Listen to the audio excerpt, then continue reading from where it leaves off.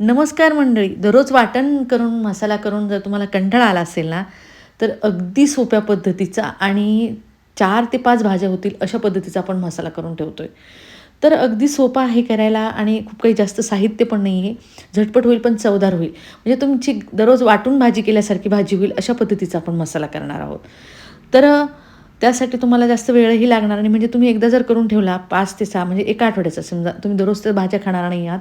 पण ज्यावेळेस तुम्हाला ती भाजी ग्रेव्हीची भाजी, मसाल्याची भाजी करायची असेल, तर तुम्ही पटकन फ्रीजमध्ये काढून तुम्ही हा मसाला वापरू शकता. तर चांगला 1 महिना टिकेल असा मसाला आहे. तर त्यासाठी काय करायचं आहे आपल्याला, मसाल्याचं साहित्य पूर्ण भाजून घ्यायचं आहे.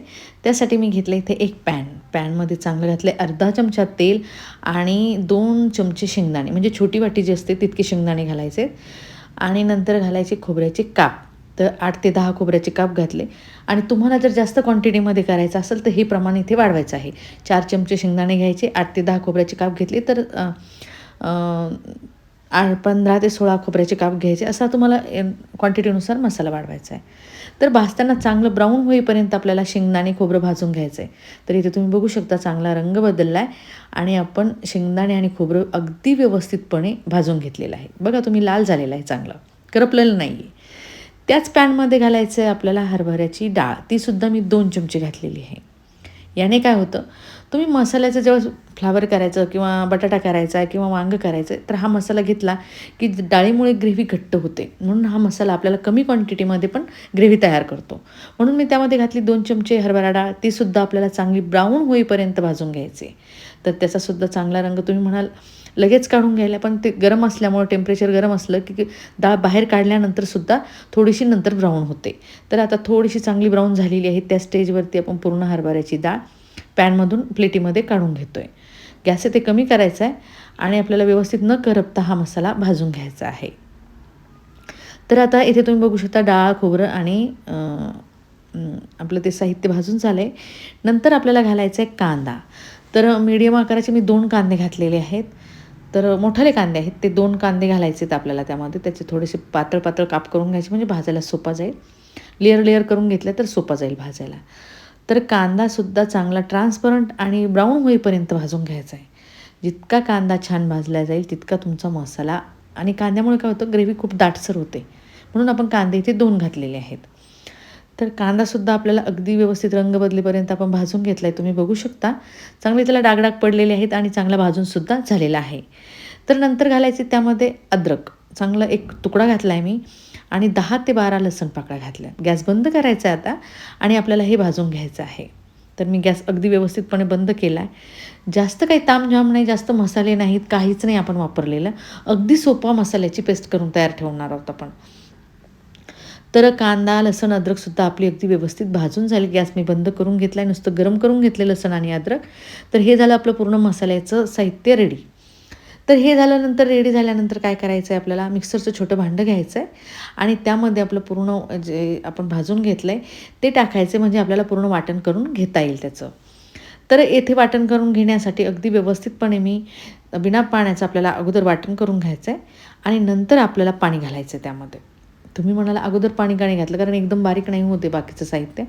तर बिना पाण्याचं अगोदर करून घेतलं आणि चांगली पेस्ट तयार झालेली आहे. तर इथे आपली मसाल्याची चांगली पेस्ट तयार झाल्यानंतर मी घेतला आहे कुकर.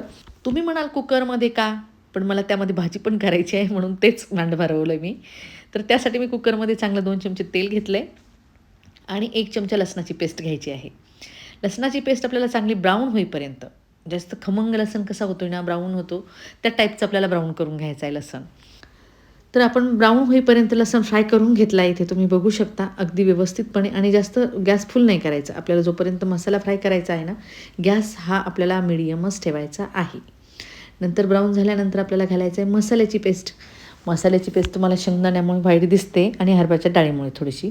तर आपण जसा जसा मसाला फ्राय करू ना तेल सुटेपर्यंत, तसं तसं मसाल्याचं अगदी टेक्स्चर बदलत जातं. तुम्ही बघू शकता मसाला फ्राय करताना फक्त एकसारखं हलवत राहायचं आहे. जोपर्यंत मसाल्याचा रंग आणि तेल सुटत नाही तोपर्यंत आपण चांगला ब्राऊन झालेला, म्हणजे थोडासा काळपट रंग आलेला आहे मसाल्याला, तोपर्यंत फ्राय करून घ्यायचा आहे. तर हा मसाला आपण फ्राय करून घेत असताना तुम्ही इथे बघू शकता रंग छान बदलला आहे आणि तेलसुद्धा मसाल्याला चांगलं सुटलेलं आहे. तर आता या स्टेजवरती घालायची आपल्याला अर्धा चमचा हळद, 2 चमचे लाल मिरची पावडर घालायची आहे, आणि 2 चमचे घरगुती गरम मसाला घालायचा आहे. तुमचा जो आवडीचा असेल, घरगुती नसेल तुमच्याकडे, तर मार्केटमधला तुम्हाला जो फ्लेवर आवडत असेल, कारण आपण खडे मसाले यामध्ये कुठलेच घातलेले नाही आहेत. म्हणून आपण 2 चमचे घरगुती मी गरम मसाला जो करून घेतला होता, त्याची लिंक मी तुम्हाला डिस्क्रिप्शन बॉक्समध्ये दिलेली आहे. तर हे मसाले एकदम फ्राय करून घेतले आणि तुम्ही लाल मिर्च पावडर भाजीच्या आकाराने परत तुम्ही त्यामध्ये टाकू शकता.